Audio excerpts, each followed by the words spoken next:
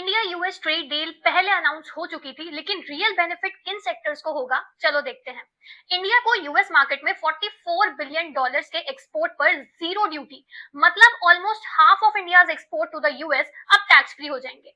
कुछ सेक्टर्स को major benefit होगा, जैसे कि फार्मा और जेनेरिक मेडिसिन, जो कि अब रेसिप्रोकल टैरिफ से बिल्कुल बाहर है।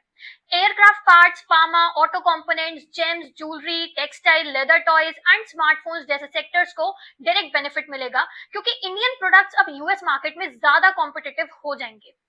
इस डील में एग्रीकल्चर और डेयरी को डेलिबरेटली बाहर रखा गया है, मतलब कि इंडियन फार्मर्स और रूरल इकोनॉमी पर कोई नेगेटिव इंपैक्ट नहीं है। ओवरऑल यूएस ने एक्स्ट्रा 25% प्यूनिटिव ड्यूटी हटा दी और अब इंडिया पर 18% टैरिफ्स हैं, एशिया की कई कंट्रीज से कम। बट स्टील, एल्यूमिनियम, कॉपर, इन पर 50% ग्लोबल टैरिफ कंटिन्यू होंगे। तो यूएस को इस डील से क्या मिला? हार्ले डेविडसन बाइक्स को easy market access, apple and tree nuts के लिए limited quota access, AI chips, semiconductors और एयरक्राफ्ट पार्ट्स के लिए इंडिया का फास्ट ग्रोइंग टेक और एविएशन मार्केट तक बेटर एक्सेस, और वाइन्स, स्पिरिट और प्रेशियस मेटल्स जैसे प्रीमियम यूएस प्रोडक्ट्स के लिए एक स्मूदर एंट्री। सो डील सिर्फ ट्रेड नहीं, बल्कि बेटर पार्टनरशिप का फ्रेमवर्क है।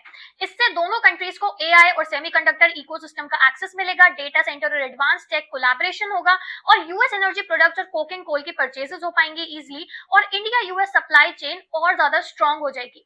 तो ओवरऑल हाँ, इंडिया ने कुछ लॉन्ग टर्म कंसेशंस दिए हैं, बट रिटर्न में उसको मिला है एक्सपोर्ट, टेक एक्सेस और स्ट्रैटेजिक लेवरेज। इसलिए ये डील सिर्फ एक ट्रेड डील नहीं, बल्कि इंडिया और यूएस के बीच एक स्ट्रैटेजिक ग्रोथ पार्टनरशिप है।